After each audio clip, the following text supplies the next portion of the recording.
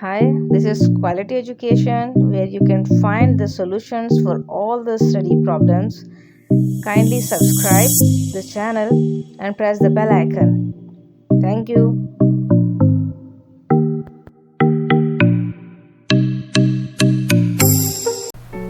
Hi students, this is Quality Education और मैं हूँ हुमा।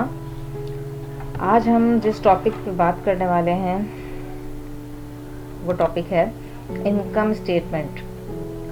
इनकम स्टेटमेंट बेसिक आज मैं आपको सिखाऊंगी। इनकम स्टेटमेंट का कंप्लीट फॉर्मेट आज गो थ्रू करेंगे और बताऊंगी आपको कि किस तरीके से उसको बनाना है, उसका फॉर्मेट क्या है। आज की जो इनकम स्टेटमेंट है वो रिलेटेड है ट्रेडिंग बिजनेस से। ट्रेडिंग बिजनेस किस बिजनेस को कहते हैं? एक ऐसा बिजनेस जिसमें आप तैयार माल कहीं से परचेज करते हैं और उसको अपना प्रॉफिट मार्जिन रख के कहीं और सेल आउट करते हैं, यानी कि उसमें सेल्स इन्वॉल्व होगी, परचेजेस इन्वॉल्व होगी। तो ऐसे बिजनेस को हम ट्रेडिंग बिजनेस कहते हैं और उसी की इनकम स्टेटमेंट को आज हम सीखने जा रहे हैं। चलते हैं अपने टॉपिक की तरफ। इनकम स्टेटमेंट का ये कंप्लीट फॉर्मेट है जो कि मैंने आपके सामने डिस्प्ले किया हुआ है। कंप्लीट फॉर्मेट है। इस फॉर्मेट को ध्यान से समझ लीजिए, इनकम स्टेटमेंट बनाना बहुत आसान हो जाएगा आपके लिए। कुछ टाइटल्स हैं जो कि मैंने यहाँ पे कलर में कर दिए हैं क्योंकि स्टूडेंट्स जो फर्स्ट टाइम सीख रहे होते हैं, बना रहे होते हैं, वो बहुत कंफ्यूज हो जाते हैं। इसमें वर्किंग कुछ ज़्यादा है उसकी वजह से। तो जैसे नेट सेल्स है तो दोनों मैंने रेड में किया हुआ है ताकि आपको आसानी से पता लग जाए कि इस हेडिंग के सॉल्यूशन जो है कंप्लीट वो कहाँ जाकर आपको आपके सामने नज़र आ रही है। जैसे कॉस्ट ऑफ गुड्स सोल्ड है तो उसकी सॉल्यूशन यहाँ जाके एंड हो रही है। स्टार्ट करते हैं इसको। सबसे पहले इनकम स्टेटमेंट आपने बनानी कैसे? स्टूडेंट्स, इनकम स्टेटमेंट बनाने के लिए, क्योंकि मैंने अभी बताया कि ये ट्रेडिंग बिजनेस की आपके पास इनकम स्टेटमेंट है, तो इसमें आपके पास सेल्स होगी और परचेजेस भी होंगी। इनकम स्टेटमेंट अपने नाम से जाहिर कर रही है कि ये इनकम अब बताएगी आपको कि at the end of the year आपको इनकम कितनी हुई है।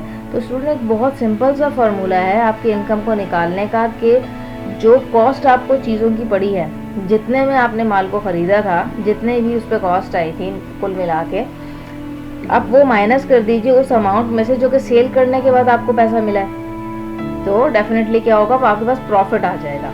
ठीक है, ये मैं आपको बिल्कुल एक मोटा मोटा एक हिसाब बता रही हूँ उसका।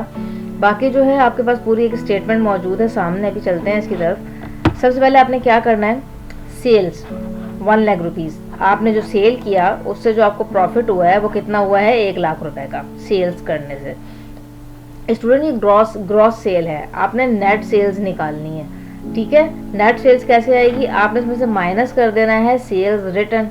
जाहिर सी बात है, जो सेल्स आपको वापस आ गई हैं वो आपके रेवेन्यू का हिस्सा नहीं है, तो वो आपको माइनस करना होगा। फिर सेल्स डिस्काउंट, अगर आपने कोई डिस्काउंट दे दिया तो वो भी आपके रेवेन्यू का हिस्सा नहीं है, वो भी आपको माइनस करना होगा। सेल्स में से सेल्स रिटर्न भी माइनस होगा और सेल्स डिस्काउंट भी माइनस होगा, तो आपके पास आ जाएगी नेट सेल्स। अब नेट सेल्स जो है, जो कि 90,000 मैंने यहाँ पे ज्यूम की है, ये तो हो गई नेट सेल्स। इतने में अपने आपने क्या किया है, अपने माल को बेचा है, सेल आउट किया है 90,000 में। स्टूडेंट, ये तो हमें पता चल गया कि सेल आउट करने से हमें पैसा कितना मिला था, 90,000 रुपये मिला था। अब हमने ये देखना है कि वो जो माल हमने 90,000 में बेच दिया वो हमें कितने का पड़ा था। ठीक है, वो माल एक्चुअली हमें कितने का पड़ा था, कितना खर्चा करने के बाद वो माल हम तक आया था। तो इसमें से हम माइनस कर देंगे कॉस्ट ऑफ गुड्स सोल्ड। इसका नीचे कंपटीशन होगा पूरा, उसके बाद कॉस्ट ऑफ गुड्स सोल्ड निकल जाएगी। कॉस्ट ऑफ गुड्स सोल्ड क्या होती है? गुड्स सोल्ड, वो माल जो कि आपने बेच दिया उसकी कॉस्ट, उसकी लागत, वो था कितने का, उस पर आपका अपना खर्चा कितना आया था, कॉस्ट ऑफ गुड्स सोल्ड। ठीक है, कॉस्ट ऑफ गुड्स सोल्ड को हम सेल्स में से माइनस करेंगे तो हमारे पास प्रॉफिट आ जाएगा। कंपटीशन देखिए कि कॉस्ट ऑफ गुड्स सोल्ड निकालने के लिए आपको कंपटीशन क्या करना है। आपने सबसे पहले लिखना है मर्चेंडाइज इन्वेंट्री ओपनिंग 62,000 मैंने ज्यूम की है, यानी कि साल के शुरू में आपके पास कितने का माल पहले से रखा हुआ था। 62,000 का माल पहले से आपके पास मौजूद था, उसमें आपने क्या किया है, ऐड कर दिया आपने इसमें परचेजेस। वो नेट परचेजेस ऐड करनी होगी। नेट परचेजेस कैसे निकलेंगी अभी मैं आपको बता देती हूँ। आपने क्या करना है, पहले अभी सिर्फ ये वाला कॉलम समझिए। पहले से मौजूद माल था आपके पास 62,000 का, आपने 8,000 रुपये की 8,000 की आपने मज़ीद परचेजेस की। मज़ीद परचेज आपने कितने की 8,000 की, तो टोटल 70,000 का हो गया आपके पास माल। ठीक है, इसको एज्यूम कर लें, किसी गोडाउन का एज्यूम कर लें, आपके 62,000 का माल पहले से मौजूद था, 8,000 का आपने मज़ीद ख़रीद लिया, तो वो 70,000 हो गया टोटल। जो माल वहाँ पे है वो कितना हो गया 70,000 हो गया। अब यहाँ आइए, नेट परचेजेस की आपने कैलकुलेशन कैसे करनी है। ग्रॉस परचेजेस है 10,000। ग्रॉस परचेजेस का मतलब वो अमाउंट जितने की आपने परचेजेस टोटल की हैं, उसमें आपने ऐड कर दिया ट्रांसपोर्टेशन इन 500 रुपये। स्टूडेंट, आपने माल ख़रीद लिया, अब उसको किसी ट्रांसपोर्ट के थ्रू तो लेकर आएंगे ना आप अपने कंपनी तक, तो वो जो ट्रांसपोर्टेशन है वो भी तो उस परचेज़ की लागत जो है उसमें शामिल हो जाएगी, आप खर्चे के अंदर इजाफा हो जाएगा। इसलिए ये 500 आपने जमा किए हैं। फिर आपने जो परचेज़ रिटर्न कर दी है वो तो आपकी परचेज में नहीं है ना, तो वो आपको माइनस करनी होगी, और जो आपको परचेज डिस्काउंट मिला है वो भी आपको माइनस करना होगा। तो परचेज में ट्रांसपोर्टेशन इनको ऐड करके परचेज रिटर्न और परचेज डिस्काउंट को लेस करके आपके पास आ जाती है नेट परचेज, जो कि बिल्कुल नेट होती है। 8,000 रुपीज़, 62,000 मर्चेंडाइज इन्वेंट्री ओपनिंग पहले से मौजूद थी, 8,000 की आपने परचेजेस की, तो 70,000 हो गया cost of goods available for sale. उन अशिया की लागत जो कि अवेलेबल थी, मौजूद थी सेल्स के लिए। हमारे गोडाउन में 70,000 का माल मौजूद था सेल करने के लिए। अब सेल हो कितना गया ये अगर मालूम करना है तो जाकर देख लेते हैं कि अभी कितने का माल वहाँ इस वक्त भी मौजूद है। ठीक है स्टूडेंट, यानी कि मर्चेंडाइज इन्वेंट्री जो एंडिंग है अगर वो हम माइनस कर दें तो वो अमाउंट आ जाएगा जितने का माल हमने सेल आउट कर दिया। लॉजिक है, छोटी चीज़ को समझ लीजिए। देखिए 70,000 का माल आपके पास मौजूद था बिकने के लिए, अवेलेबल फॉर सेल था, बेचना था आपने इसको। अब आप एंड ऑफ द ईयर गए हैं, आपने देखा है तो पता चल रहा है कि जी गोडाउन में सिर्फ 20,000 का माल मौजूद है, तो ऑब्वियसली 50,000 का जो डिफरेंस आ रहा है इन दोनों का वो सेल आउट हो गया होगा।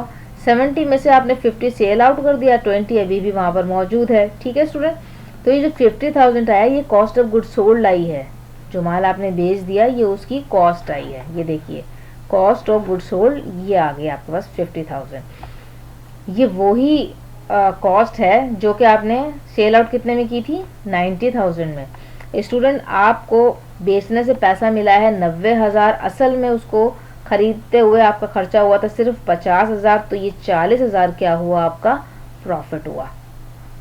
प्रॉफिट कौन सा है, ये ग्रॉस प्रॉफिट है, ये नेट नहीं है। अच्छा, अभी तक मैं दो वर्ड्स यूज़ कर रही हूँ, ग्रॉस और नेट। अगर किसी स्टूडेंट को ये क्लियर नहीं है कि ग्रॉस क्या होता है और नेट क्या होता है, तो इसकी एग्जाम्पल आप ये ले सकते हैं। कुछ अगर आप ख़रीदने के लिए जाते हैं, कुछ मंगवाते हैं, तो पैकेट पे देखिएगा आप कभी ग्रॉस वेट और नेट वेट लिखा हुआ होता है। देखिए फ़र्क इसमें इतना होता है कि ग्रॉस वेट के अंदर जिस भी चीज़ का वो पैकेट है, ग्रॉस वेट में उस पैकेट, उस पैकेजिंग या उस शॉपर सब का वेट कैलकुलेट किया हुआ होता है उन्होंने, वो उस सब के साथ होता है। अगर आपको उसका नेट वेट चाहिए तो फिर वो जिस भी चीज़ का पैकेट है उसमें जो कुछ भी है वो जो ओरिजिनल चीज़ का वेट होगा वो उसका नेट वेट होगा। ठीक है, यानी किसी भी चीज़ को रिफाइन कर देंगे अगर आप, एक्चुअली उस चीज़ को निकाल लेंगे तो वो नेट हो जाएगी। तो हमने भी यही किया है। नेट परचेज चाहिए थी तो तमाम चीज़ें उसमें से जो भी निकालने की थी निकाल दी, जो ऐड करने की थी वो ऐड कर दी, तो वो नेट परचेज के नाम से हमारे सामने आई। उससे पहले हमने सेल्स को भी नेट किया था, ठीक है, एक प्रोसीजर के थ्रू। तो अब ये ग्रॉस प्रॉफिट है, तो डेफिनेटली इसमें कुछ ऐसी चीज़ें हैं जो कि माइनस हो जाएंगी, तो ये नेट हो जाएगा। देखिए स्टूडेंट, यहाँ तक की तो कहानी हमें समझ में आ गई है। ठीक है, कि 90,000 का माल बेचा था, वो असल में हमें 50,000 का खुद हमें पड़ा था, तो 40,000 हो गया हमारा ग्रॉस प्रॉफिट। लेकिन स्टूडेंट, जब हम कोई भी कारोबार कर रहे होते हैं, कोई ट्रेड कर रहे होते हैं, तो उसमें बहुत सी चीज़ें, बहुत से खर्चे हमें करने होते हैं। ठीक है, खर्चों की बहुत सारी एग्जांपल्स हैं, उन्हें ऑपरेटिंग एक्सपेंस कहते हैं किसी भी ऑपरेशन के अंदर। अब ये पूरा एक ऑपरेशन है, माल को ख़रीदना, उसको रखना, फिर उसको बेचना, तो उसमें हमने मुख्तलिफ खर्चे किए होते हैं, एक्सपेंसेस किए होते हैं। एग्जाम्पल के तौर पे मैंने सिर्फ 3 एक्सपेंसेस यहाँ कोड किए हैं। सैलरी एक्सपेंस, आपने स्टाफ रखा हुआ है तो जाहिर सी बात है उसको आप सैलरी भी देंगे, तो वो जो सैलरी आप उसको देंगे उसे भी अपनी उस चीज़ की कॉस्ट में ऐड कर लेंगे, ठीक है, जिसकी वजह से आपका प्रॉफिट कम हो जाएगा, प्रॉफिट में से माइनस करेंगे आप इसको। सैलरी एक्सपेंस 5000, रेंट एक्सपेंस, अगर रेंट पे है आपकी फैक्ट्री, आपकी बिल्डिंग या जो भी चीज़ है तो वो रेंट एक्सपेंस भी होगा। डेप्रिसिएशन एक्सपेंस फिक्स एसेट्स पे होता है तो वो भी होगा आपके पास। तमाम एक्सपेंसेस को आपने ऐड करके लिखा 15,000 और इसको नाम दिया टोटल ऑपरेटिंग एक्सपेंसेस।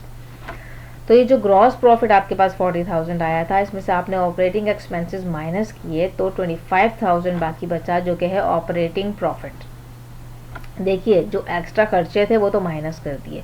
बाज़ दफ़ा आपको इनकम भी तो होती है ना, कारोबार में इनकम भी होती है, एक्स्ट्रा इनकम जो होती है। तो यहाँ पे एग्जांपल मैंने दी है कमीशन इनकम, आपने कमीशन इनकम को ऐड कर देना है, एक्सपेंसेस को माइनस कर देना है और इनकम को ऐड कर देना है अगर सवाल में गिवन है। 25,000 में 5,000 आपने ऐड किया तो ये जो 30,000 है स्टूडेंट, ये है आपका नेट प्रॉफिट, खालिस प्रॉफिट। इसमें से आपने तमाम खर्चे निकाल दिए हैं, तमाम कॉस्ट निकाल दी है। अब जो प्योरली आपको प्रॉफिट हुआ है इस कारोबार में वो हुआ है 30,000 का, ठीक है स्टूडेंट्स। होपफुली समझ में आ गई होगी आपको इनकम स्टेटमेंट। स्टूडेंट्स को बहुत मुश्किल लग रही होती है ये बिकॉज ऑफ ये जो 3 कॉलम्स हैं इसके, लेकिन मेरे ख्याल में मैंने बहुत इजी वे में आपको समझाया है और ये जो मैंने हाईलाइट किया हुआ है कलर से, ये आपको बहुत ज़्यादा हेल्पफुल होगा, बिल्कुल भी कन्फ्यूजन नहीं होगी। जिस भी टाइटल का जो भी कलर है वहीं जाकर देख लीजिए, एट द एंड उसका वही सॉल्यूशन है आपके पास, ठीक है जी स्टूडेंट्स। अगर अभी तक मेरे चैनल को आपने सब्सक्राइब नहीं किया तो उसको सब्सक्राइब कीजिए, बेल आइकन को प्रेस कीजिए ताकि मेरी आइंदा आने वाली वीडियोस आप तक पहुंच सकें। और अगर कोई भी क्वेश्चन है आपका, कोई भी क्यूरी है तो फिर जाइए मेरे कमेंट सेक्शन में, वहाँ जाके कमेंट कीजिए, मैं बिल्कुल आपको आंसर करूँगी इसका।